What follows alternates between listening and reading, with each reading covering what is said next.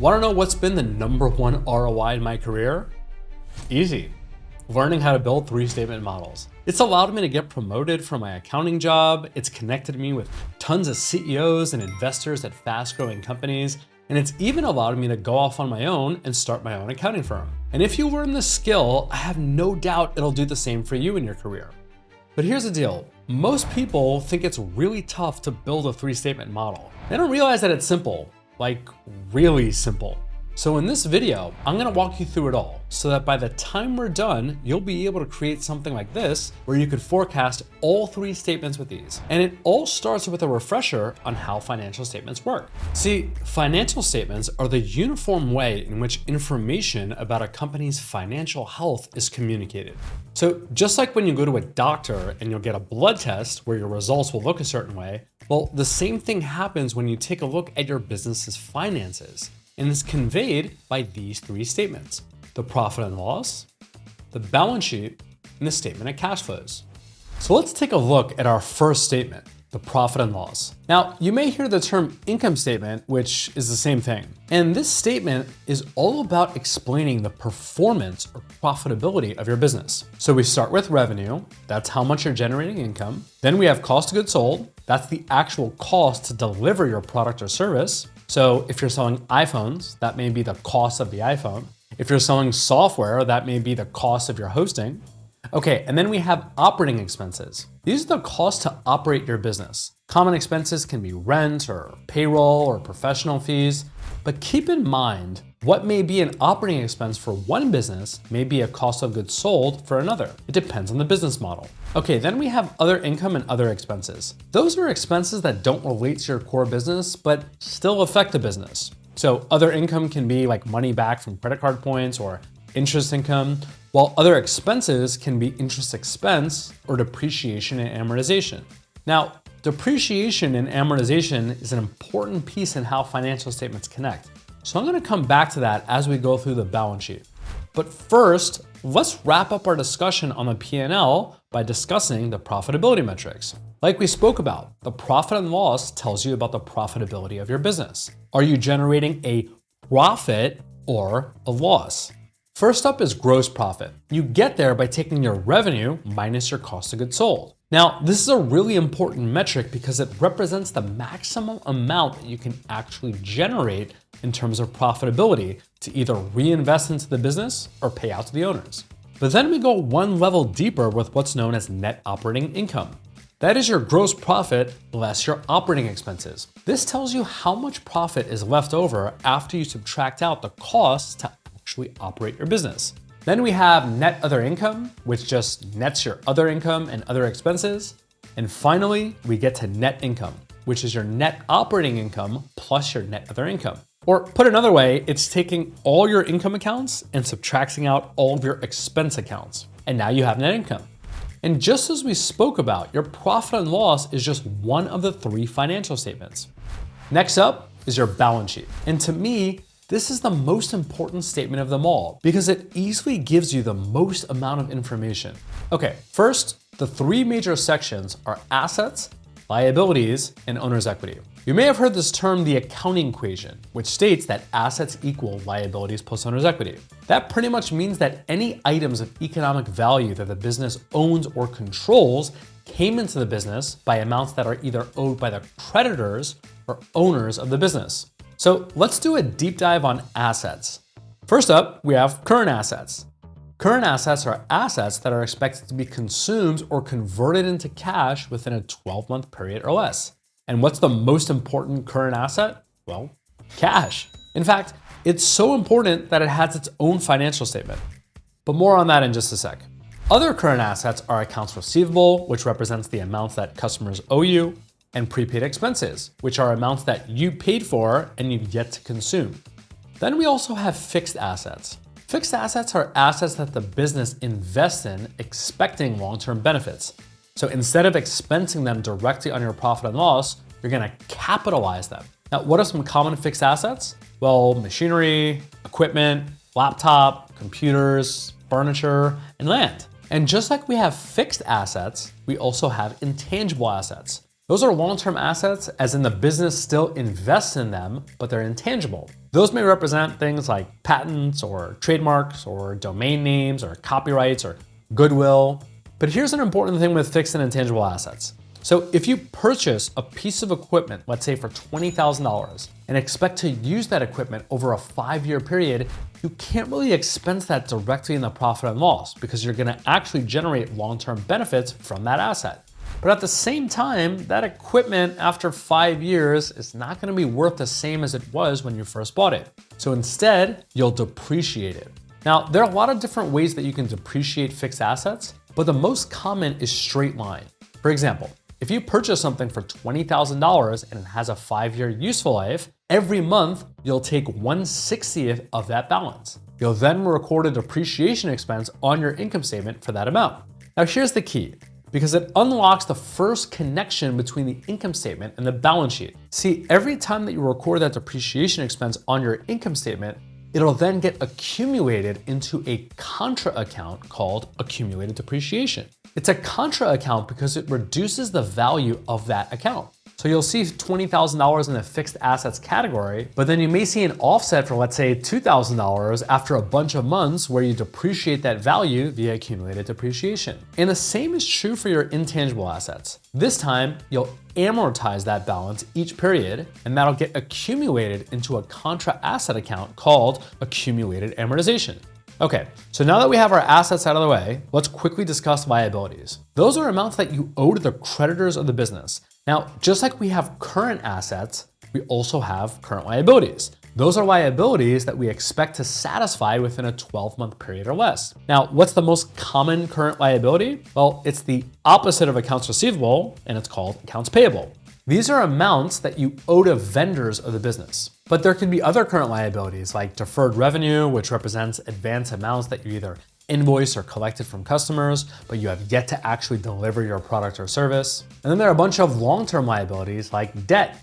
The key here is that if the business liquidates, technically you owe these creditors these amounts, and oftentimes they'll get priority upon liquidation.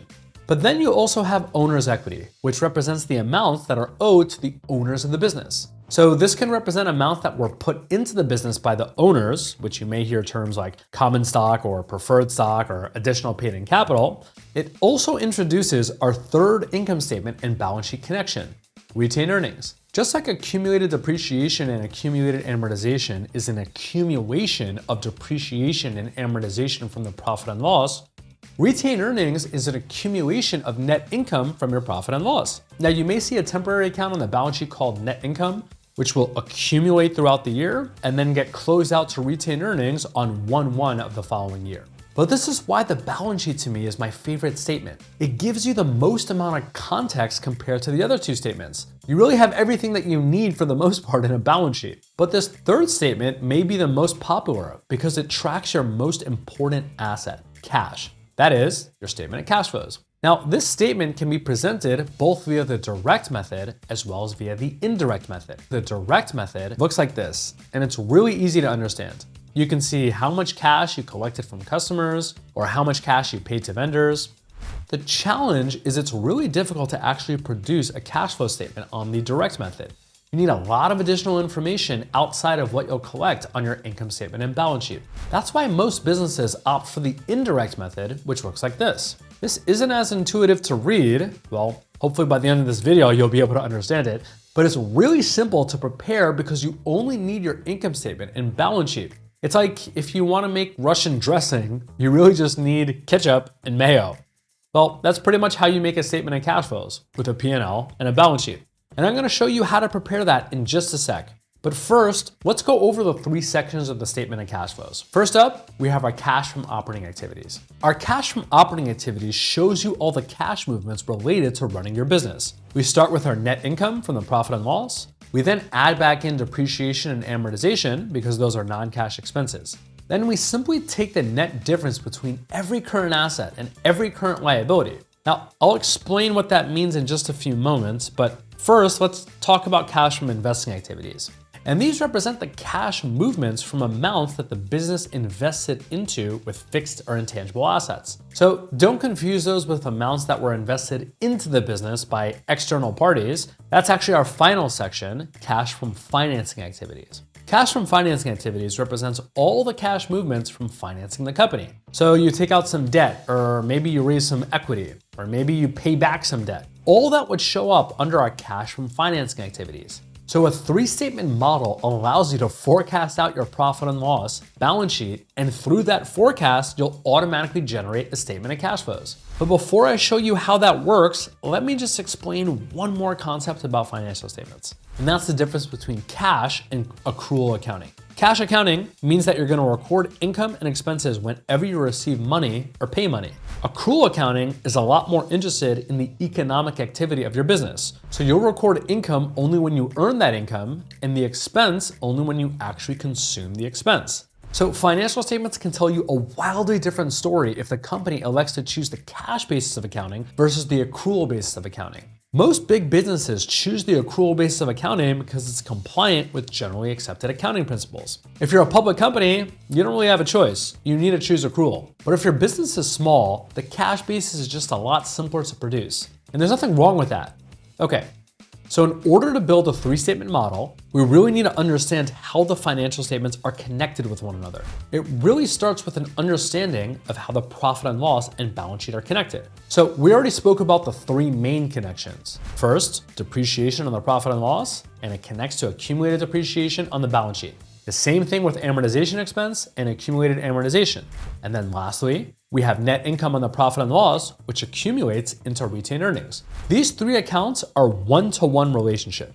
Although there could be some exceptions, generally, anytime that you have activity in one of these accounts, you'll have the same amount of activity on the balance sheet. It's a one-to-one relationship. Now, in addition to one-to-one relationships, you may have accounts that are related to one another, but not necessarily one-to-one. So for example, revenue may be tied to activity in your deferred revenue account on your balance sheet, or your cost of goods sold may be tied to your inventory balance on your balance sheet. You could also have expenses which are tied to your accounts payable, or revenue that's tied to your accounts receivable. It's important to be aware of these relationships, but just because you have activity in one statement doesn't mean that you're gonna have that same activity in another statement. So let's now connect our P&L to our balance sheet. So here I have my profit and loss and my balance sheet, and I'm really just gonna connect it in the three ways that we spoke about. So first I'm gonna take accumulated depreciation. I'm gonna make that equal to last period's balance minus my depreciation expense over here. And I'll just copy that to the right. All right, let's do the same thing now with accumulated amortization. I'm gonna say equals, and then again, I'm gonna hit that minus over here. Then that final connection that I need to set up is gonna be retained earnings. So again, prior period, and this time I'm gonna add our net income. And you'll see as I do that, now our balance sheet fully ties. So now before we build out our cash flow statement to complete our three-statement model, let's actually understand the logic behind what's happening with the cash flow statement. So over here I have my profit and loss and balance sheet, and let's just go line by line to understand how each of these are gonna affect my cash flows. So if I record $50,000 in revenue, absent anything else, that means that my cash flows will go up by 50,000 as well. So I'm just gonna set my formula as such. Now, anytime that I have a cost of goods sold, well, that's bad for my cash flows. That means that I have an expense, which is gonna decrease my cash flows. So I'm gonna make this minus over here, and I'm gonna do the same thing for my operating expenses as such. So according to this, I did $25,000 in net income, which means that absent any movements or changes in my balance sheet figures, I should have $25,000 in cash flows. But what happens if my receivables grows by that same 50,000 that I did in sales? Well, that means instead of me receiving that $50,000 in cash, I received it in the form of an IOU. The customer is gonna pay me later, which is bad for cash. So the way that I'm gonna show that is I'm just gonna take the difference between the last period and this period so that you could see a negative $50,000 hit to our cash. And then for our current liabilities, I'm really just gonna do the opposite, because think about it. this $10,000 in expenses and this $15,000 in cost of goods sold, well, I may not actually pay that $25,000. And if that's the case, my liabilities will go up by $25,000, which is good for my cash in this period. And when it reverses, when the liability then goes down, it'll be bad for my cash.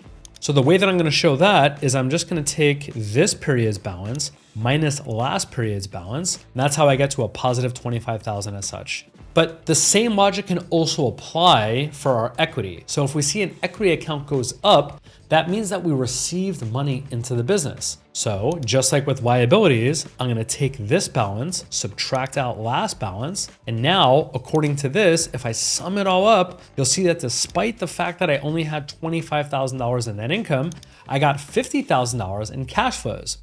And that makes sense. My beginning cash was $69,000. It then went to $119,000. And there I am. But if that wasn't enough to help you really understand how to prepare a statement of cash flows, this is just gonna make it so easy for you. So watch what I'm gonna do. I'm gonna take all this information here, I'm gonna copy it, and then I'm gonna hit Control+, and I'm gonna just create a duplicate of my balance sheet. Now, let me get rid of all the actual accounts. We don't need that here. Okay. Now let's think about the logic here. We know that assets equal liabilities plus owner's equity. We have that in this check over here. Well, based off of that logic with just some simple algebra, that means that the net change in assets from one period to another must equal the net change in liabilities and owner's equity from one period to another. So let me show you what I mean by that. I'm just gonna take this over here and I'm gonna subtract out the prior period. I'm gonna do that for every account as such. And I'll do the same thing for my liabilities and for my owner's equity. And check it out. As you can see, we have a net change of $22,000 in assets and a net change in $22,000 in liabilities. Well, if that's the case, that means that if I flip the sign in this section over here and make this a negative, that if I add the net change in assets, liabilities, and owner's equity, the sum of those three should then bring me to zero, right? Because I'm just flipping the sign negative. So let me show you what I mean. I'm gonna take this over here. I'm just gonna change it to last period minus this period. And let's just come down as such. And I'm gonna keep this the same. And now I'm just gonna take this, plus this, plus this. And as you can see, it all equals to zero. So if I remove this balance over here, this is my cash flows for the period. That's the plug. All we're doing is taking the net difference of every balance sheet account except for cash. And then that brings us to our actual answer for our cash flows. So watch, I'm just gonna take this information over here. I'm gonna copy it to the left and to the right as such. Now this, if I just take this formula and bring it across, this is gonna equal my actual cash flows. So as you can see, we have 133,000 in cash flows in this period, and then we have 25,000 in this period, and on and on. That works entirely. So now in order to build my statement of cash flows, I could really just cut and paste this information. So watch what I'm gonna do. I am going to start with retained earnings. I'm gonna press Control X over here, and I'm gonna press Control V as such. Now I'm gonna go to accumulated depreciation. I'll cut that and I'll paste it, and I'll do the same thing for accumulated amortization. Now recall that cash from operating activities also includes the net change in all of your current assets and current liabilities. So for that, I'll just take these three accounts, I'll cut it, let's paste it. I'll take then these three accounts over here, I'll cut it, I'll paste it as such. And then for our accrued interest, that would also be included. All right, now let's get to our cash from investing activities, and that is really going to be our laptops and furniture, as well as our goodwill. And then for our financing activities, I'm gonna take the net change in our line of credit, convertible notes. We'll do the same thing for common stock and preferred stock. Now I can just come in over here. I can delete this because I actually don't need it anymore. All right, and now it looks like my total cash flows actually does match. For this, I can just change this to read net income, and this depreciation, and this amortization. And now if I actually take that balance from my income statement, and I'll do the same thing for depreciation and for amortization. Awesome. Okay, so now I could just take my cash line, link it up to the ending cash as such, and now everything should be good to go. So let's just see what happens. Let's say I add a 1 here, which is an additional 120,000. How are my financial statements going to be affected? Well, retained earnings over here is going to go up by 100,000 and my ending cash go up by 100,000 as well. So let's just see, I'll put a 1 over here, I'll hit enter, and there you go, 115,000, 233,000 as such. Now let's test this out. Let's increase our accounts receivable in this period by, let's say, another 50,000. So I'm gonna say 60,000 over here. So what exactly should happen? Well, our cash flow is gonna show our cash from receivables now going down by 50,000 more. And there you go, minus 55,000. And let's say I wanna purchase another 100,000 of laptops and computers. Well, I'll just put a 1 over here. And as you can see, that $100,000 shows up over here as such. And if I want to pay off the debt, let's say, that I have in this period, well, I'll just then zero this out and you'll see that payment come through on my statement of cash flows as such. Looks like everything is working.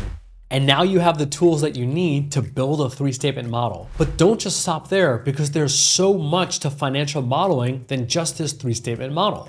See, the best financial models don't just include projections, but they also include actuals.